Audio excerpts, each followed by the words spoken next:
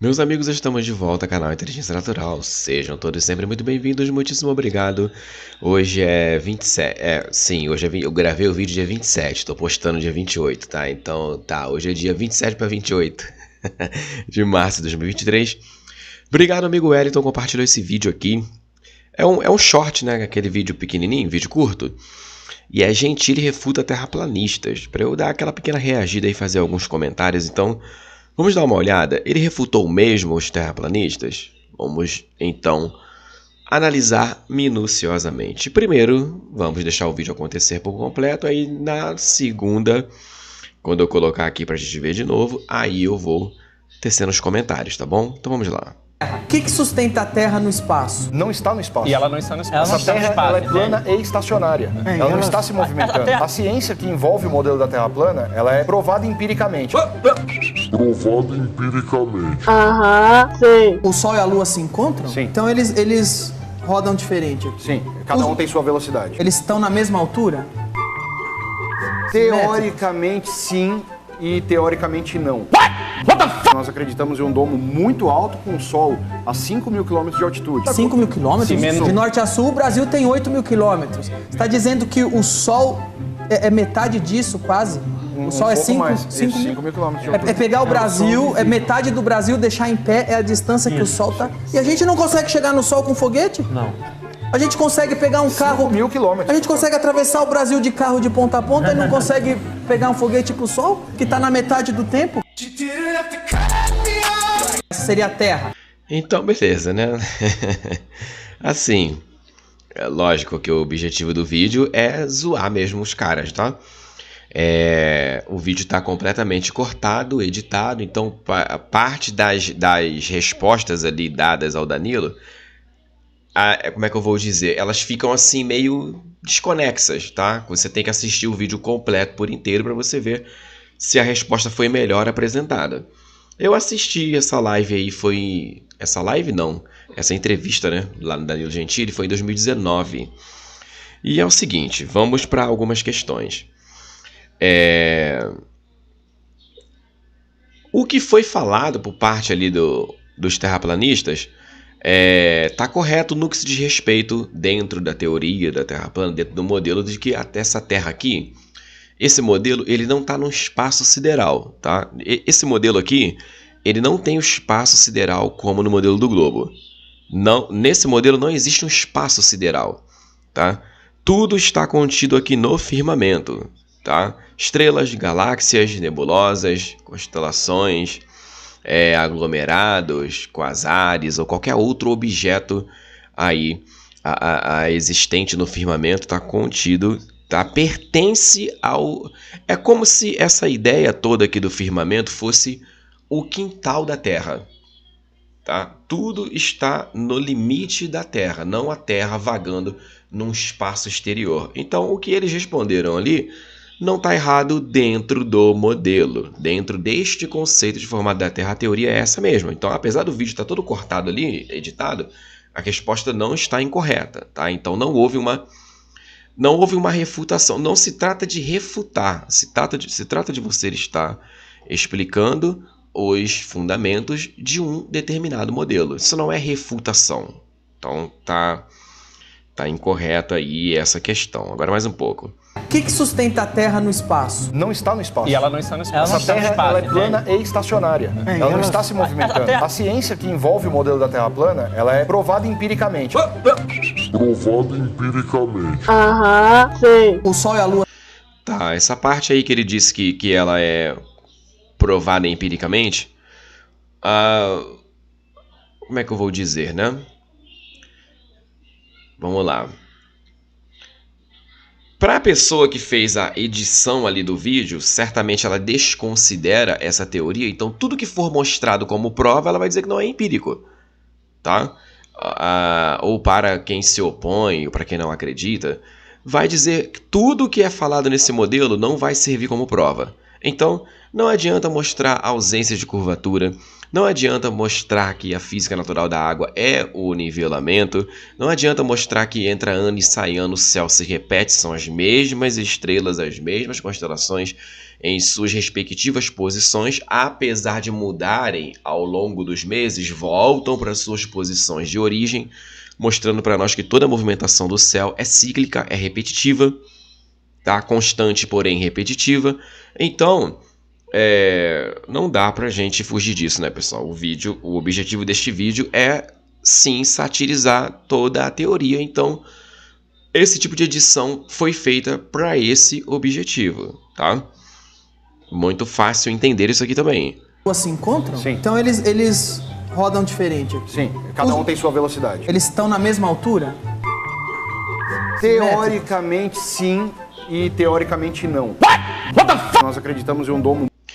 Tá, essa forma de se expressar ficou um pouco estranha. Teoricamente sim, teoricamente não. Sim, ela ficou realmente um pouquinho estranha. Mas o que ele quis dizer, tá? Um principal nome aí dessa teoria é o Samuel Billy Robotham, que é o camarada lá do livro The Earth is Not a Globe. Tá aqui ele, ó, Samuel Billy Robotham. O Samuel Billy Robotham, cujo livro, né, de sua autoria, A Terra Não é um Globo, The Earth is Not a Globe, ele vai dizer aqui o seguinte, ó, que a Terra é um plano fechado, enclausurado, fechado, com o Polo Norte no centro e ao redor, né, uma borda de gelo, uma parede de gelo, aqui, edged by a wall of ice. Aí, with the sun, moon, planets and stars only about it.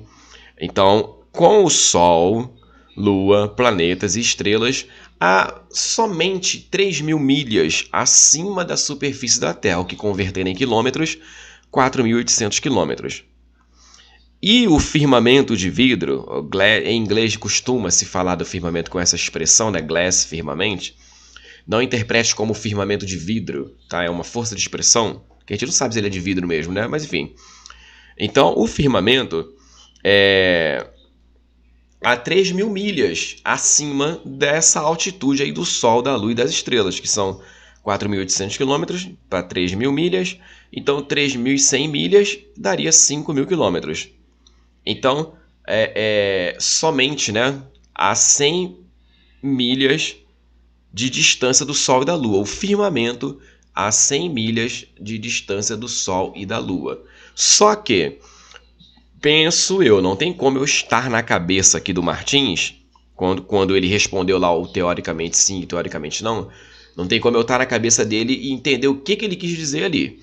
Mas eu vou chutar aqui, tá? O que ele quis dizer é que é o seguinte: como o fenômeno do eclipse solar ele ocorre quando a Lua passa na frente do Sol, então nesse modelo, como você tem o Sol e a Lua girando acima da Terra, tá? A Terra sempre aqui, o Sol e a Lua acima, a Lua ela eclipsa o Sol no eclipse solar, ela passa na frente do Sol, pelo menos na maioria das vezes, né?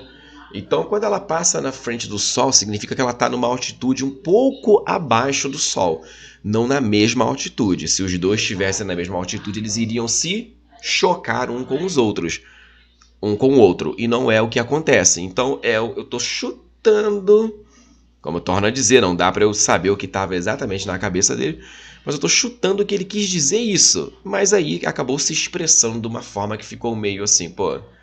É doce, mas é salgado. É frio, mas é quente. Mas não é. Ficou uma coisa meio... Como é que eu vou dizer? Ambígua? Não. De dualidade, né? Como se fosse aquilo. Céu, inferno, Deus, diabo, bem e mal. Tá entendendo o que eu tô querendo dizer? É isso.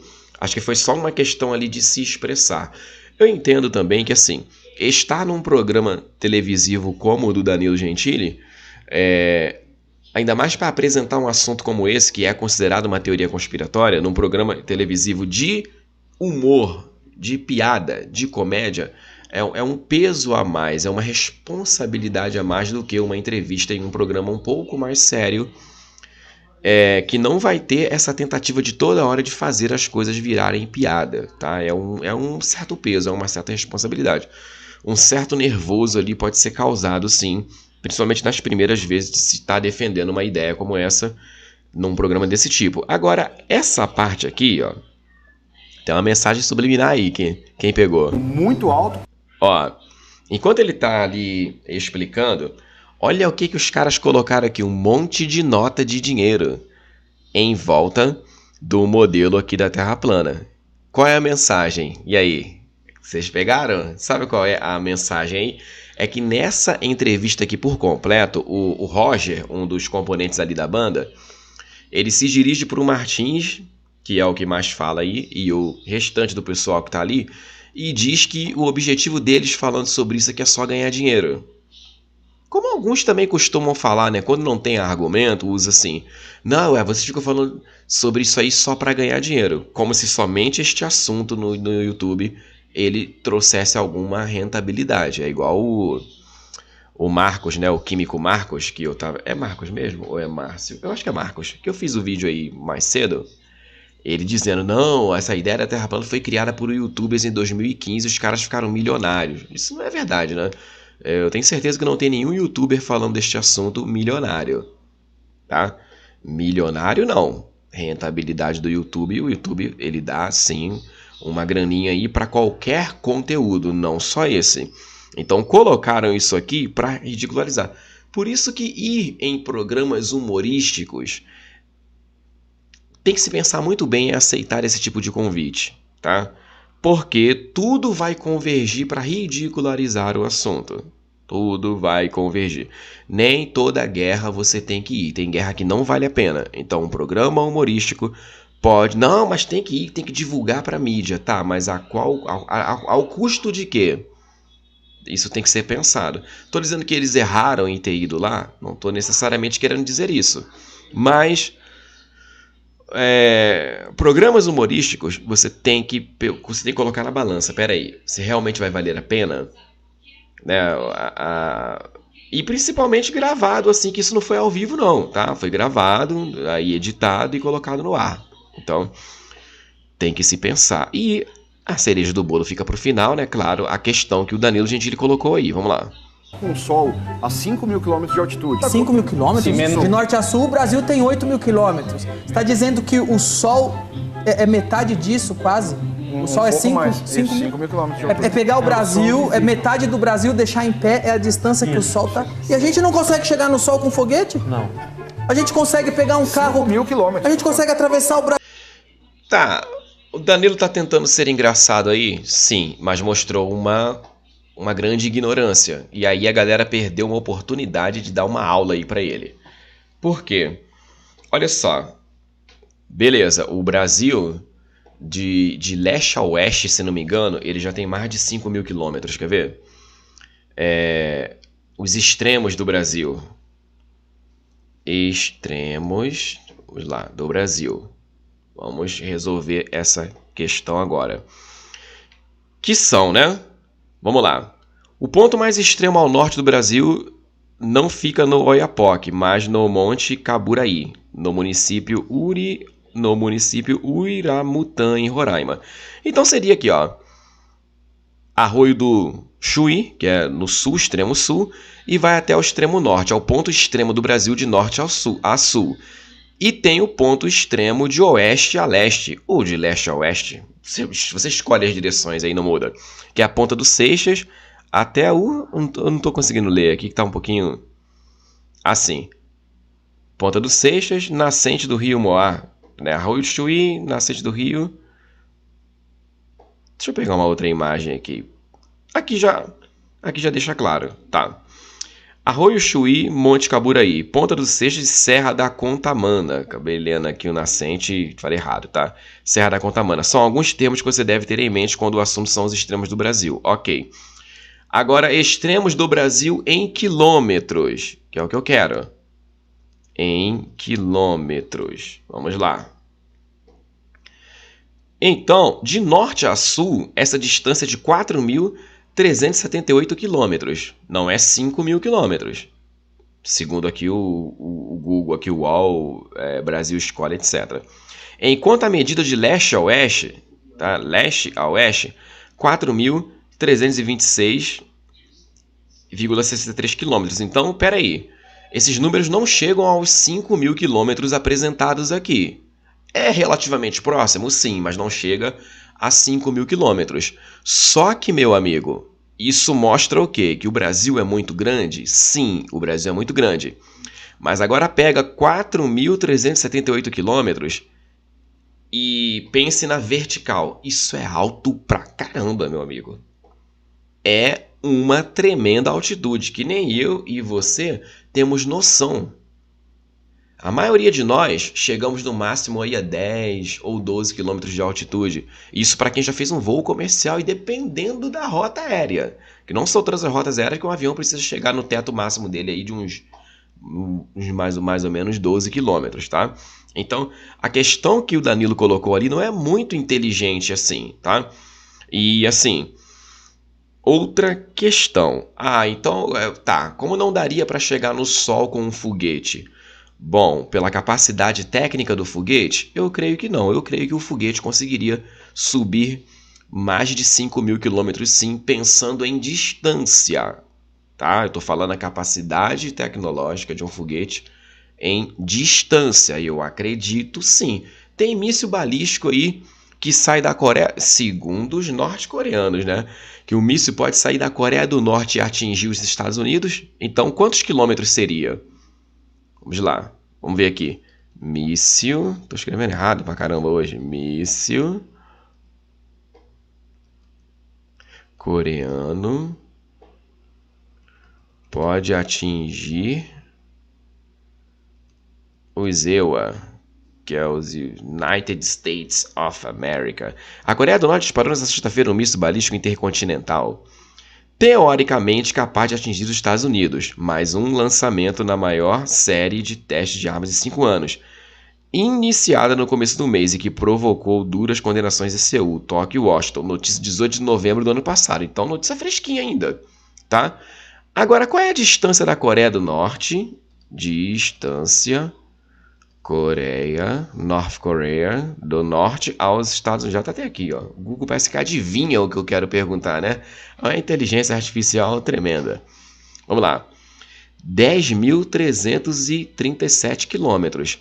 Teoricamente, porque a gente não sabe se a Coreia do Norte está só enfeitando o pavão, usando a arma do medo, tá blefando, ou se é verdade. Vamos trabalhar com o cenário de que seja verdade. Pô, é o dobro um pouco mais do dobro da altura da altitude do Sol e da Terra plana que o terraplanista falou. Então, um foguete daria para atingir o Sol, para chegar no Sol da Terra plana? Em quilômetros? Sim. Então, a melhor resposta que poderia ser dada aqui ao Danilo é em quilômetros? Creio que sim. Tá? Mas quando você está se elevando, é diferente de você estar andando aqui na Terra, na vertical. Por quê? Quanto mais você se eleva e você está atravessando as camadas atmosféricas, o ar vai ficando mais rarefeito, os efeitos, a ação da terceira lei de Newton, né?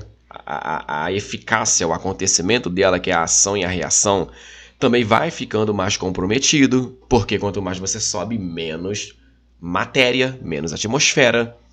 Você tá entendendo? Fora a radiação perigosíssima dos anéis Van Allen. Então, tudo isso pode ser um impedimento, sim, para um foguete chegar no Sol. Então, é isso que eu estou falando aqui, é que seria uma resposta adequada a ser dada para o Danilo ali. Mas é um programa humorístico. Eu duvido muito que ele deixaria os caras explicarem dessa maneira que eu tô falando aqui. Ia ficar cortando ali toda hora pra ele fazer os caras se passarem como um monte de maluco ali e ele sair como... Aí eu deixo a pergunta pra vocês. Vale a pena responder a todo convite pra esse assunto? Vale a pena ir num programa humorístico pra defender um assunto que, pelo menos eu considero ele sério, né? Hoje, com a minha mentalidade de hoje, eu não aceitaria ir no Danilo Gentili pra falar sobre este assunto. Tá? Provavelmente iria acontecer a mesma coisa. Ele ia ficar tentando ali me ridicularizar a todo momento. Tá? Agora um programa, uma coisa mais séria, né? Um podcast, especialmente ao vivo, né? Para mim tem que ser. Eu só aceito essas paradas agora ao vivo. Porque pelo menos ao vivo, é o que eu tô falando lá na hora, não vai ter edição para cortar depois. Colocar depois no ar. Então, ao vivo ali, ó. Perguntou, isso. Eu vou, ó, isso, porque aquilo, aquilo outro. Então, eu deixo para vocês que vão dar a resposta aqui. Vale a pena aí nesse tipo de programa defender essa questão? Então, muito obrigado, um abraço, seguirei falando mais sobre essas e outras questões. Daqui a pouco eu volto e tchau.